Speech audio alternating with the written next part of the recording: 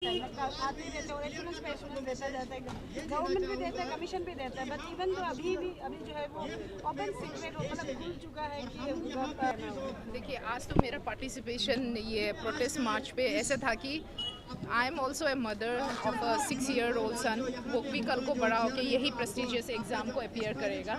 So because of that only with my utmost sympathy मैंने participate किया। और रहा आपका सवाल का ये है कि it's a big tree of corruption which is grounded very deeply. जब आप खेती करते हो तो you have to cut down the tree and plus जड़ से उखाड़ना चाहिए। आप क्या कर रहे हो, यहाँ में जो सब ऑर्डिनेट्स हैं, मैंने उधर आकाशदीप में भी कहा है, सब ऑर्डिनेट्स को बस आप अरेस्ट कर रहे हो, उसको नाम के लिए आप 2-3 दिन का जेल पे रखते हो या फिर ये कस्टडियल उस पर रखते हो, इसके बाद उसका कोई फॉलो अप नहीं होता है केस। तो जो रूट को जब तक आप लोग नहीं निकालोगे, उसको उखाड़ के नहीं फेंकोगे, तो करप्शन नाम की चीज़ तो हटेगी नहीं और ये बार बार रिपीटेड होगा। जब तक जड़ है तो फूल पत्ते पौधे निकलेंगे। आप सेक्रेटरी को सस्पेंड नहीं, उसको टर्मिनेट क्यों नहीं करते?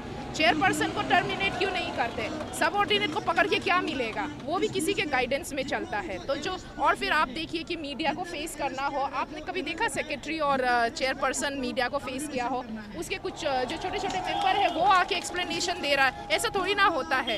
अगर सच है उनका कोई हाथ नहीं है, वो दूध का दूल्हा है, they are white as white rock, तो उनको निकल के बोलना चाहिए कि मीडिया को फेस करना चाहिए। यहाँ जितने भी एस्पायरेंट है उसको आश्वासन देना चाहिए कि हम इस पे पूरी जांच होगा, सीबीआई होगा, इंक्वायरी होगा, ऊपर से नीचे तक जांच होगा, ऐसा आश्वासन देना चाहिए। उन लोग नहीं निकल रहे हैं। इसका मतलब क्या है? मेरा तो ये भी है कि इनसे जुड़े जितने भी इंस्टीट्यूट है, चाहे वो कोचिंग इंस्टीट्यूट हो या कोई भी टीचिंग का हो या कुछ भी हो, जुड़े हो जो भी, या सरकारी एम्प्लॉई हो, उनको भी टर्मिनेट करना चाहिए। और जितने भी इंस्टीट्यूट जो इससे लगे हुए हैं उनका जो है लाइसेंस कैंसिल कर देना चाहिए if they are proven guilty.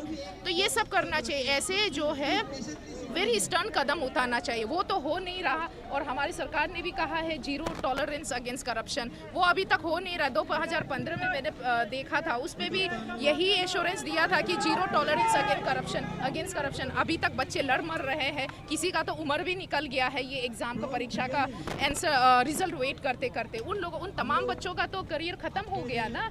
This जो प्रोसेस है सारा, जो करप्शन सिस्टम में जो इन्वॉल्व है, चाहे वो सरकार हो, एनी इंडिविजुअल हो, गवर्नमेंट एम्प्लॉई हो, चाहे कोई प्राइवेट इंस्टीट्यूट हो, ये सारे मिले हुए हैं। इनको कोई फ़र्क नहीं पड़ता है हमारे बच्चे कैसे जिए कैसे मरे। They do not want a very educated and meritorious society. उनको नहीं चाहिए। सारे मिले हुए हैं, इनको कोई फ़र्क नहीं पड़ता है हमारे बच्चे कैसे जिए कैसे मरे। They do not want a very educated and meritorious society. उनको नहीं चाहिए, उनको बस चाहिए पैसा, चाहिए पैसा अपना एक्स्ट्रा वैकेंसीज के लिए। आम चेयर जॉब करता है, उनकी उतना ही खूबसूरत सैलरी मिलता है, उनसे उनका नहीं बढ़ता है। बस उनको एक्स्ट्रा वैकेंसीज जो खर्चा है उसको पूरा करने के लिए उनको ये सारे एक्स्ट्रा पैसा इनकम चाहिए। मैंने तो आकाशदीप पे जहाँ पे सब आप इकट्ठा हुए थे, मैंने कहा है उनको इतना ही पैसा चाहिए। तो ये जितने बच्चे हैं, गरीब माँ बाप के बच्चे हैं, निकाले अपने पॉकेट से 10-10 रुपये। मैंने 120 रुपया दिया वहाँ जाके कि उनके जो फिजूल खर्ची है उनके लिए जमा करके उनको दे दे, ताकि वो बाद में पेपर बेचना बंद करे। क्योंकि जो बच्चे मेहनत करके पढ़ रहे हैं उनका क्या होगा? I am also one of the victim of such corruption system. मुझे भी फेल कर दिया गया था, जबकि मुझे पूरा कॉन्फिडेंट था कि मैंने पेपर अच्छे से निकाला था। आज क्या हुआ? मेरा उम्र ख़त्म हो गया है, आई एम नोवेयर। तो ऐसे करके 1000 बच्चे जो है अनएम्प्लॉयड रहेंगे, फ्रस्ट्रेटेड रहेंगे और बाद में कहेंगे कि हमारा यूथ जो है इस गंदे चीज़ों में इन्वॉल्व है, प्रोस्टिट्यूशन में इन्वॉल्व है, सब्सटेंस एब्यूज़ में इन्वॉल्व है, ब्लैक मार्केटिंग में इन्वॉल्व है, करप्शन में इन्वॉल्व है, चोरी चकारी में इन्वॉल्व है। ये जो सिस्टम को जो चलाने वाले कुछ गिने चुने लोग हैं ना, वो एक गंदा सोसाइटी चलाने का कोशिश कर रहे हैं, जिसमें आपका दिमाग, मेरा दिमाग, आपका जो है आगे का फ्यूचर पूरा को बर्बाद करना चाह रहा है। I stand by this student community very stern and firmly कि जब तक इसको उखाड़ के नहीं फेंकेगा तब तक I will stand with them. और मेरा तो मानना है कि जो चेयर पे बैठा है who are responsible, even by name हो, उनको सस्पेंड नहीं बल्कि टर्मिनेट किया जाए, उसको निकाला जाए, चाहे वो जितना भी डीप रूटेड हो, हर एक को जड़ से काट के निकाला जाए। उतना मेरा कहना है। मैम एक सवाल है, जैसे मैम आपने खुद भी कहा कि आप खुद भी एग्जीक्यूटिव रह चुके हैं और लास्ट टाइम जब कमीशन की तरफ से ब्रीफिंग रखा गया था, उनकी तरफ से कहा गया था अगर किसी को भी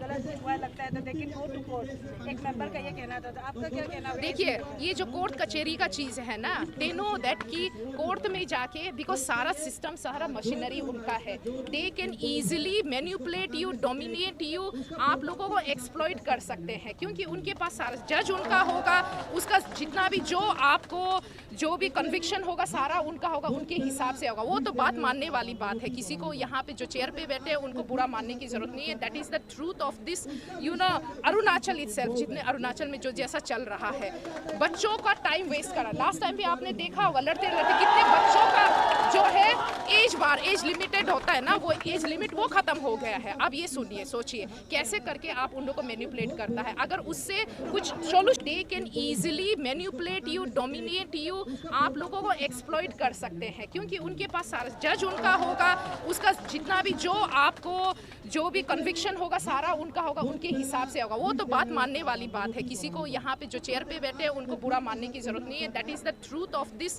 यू नो अरुणाचल इटसेल्फ, जितने अरुणाचल में जो जैसा चल रहा है, बच्चों का टाइम वेस्ट करा। लास्ट टाइम भी आपने देखा होगा, लड़ते लड़ते कितने बच्चों का जो है एज लिमिटेड होता है ना, वो एज लिमिट वो खत्म हो गया है। अब ये सुनिए, सोचिए कैसे करके आप उन लोगों को मैनिपुलेट करता है। अगर उससे कुछ सॉल्यूशन निकलता तो बच्चे क्यों नहीं जाते, और गए भी है, वो नहीं है कि नहीं गए, गए भी है। और ये जो मेंबर सारे हैं, उनको कहिए कि अपने चेयरमैन और सेक्रेटरी को बुलाए, मीडिया में आके, हिम्मत है तो कहे ये सही बात, जो सेम बात उन्होंने कहा कहे, और आके खुद अगर उनको लगे कि हाँ बच्चे गलत बोल रहे हैं तो आके यहाँ मैदान में आज प्रोटेस्ट है, इधर आके सफाई दे, बच्चों के साथ खड़े रहे। ये है कि नहीं है? और अगला क्वेश्चन आपको क्या था? यानी कि मैडम ये टोटल रिवॉल्यूशन होना चाहिए, ये सिस्टम जो एफसीएस का पूरा रिवैम्प होना चाहिए।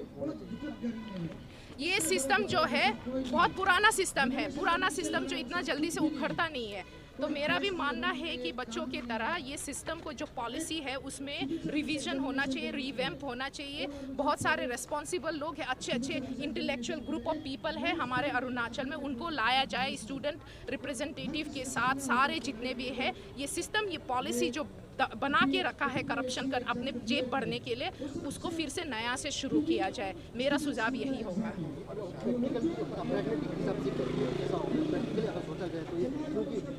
जीरो टॉलरेंस अगेंस्ट करप्शन, वो चाहे तो सब कुछ हो सकता है।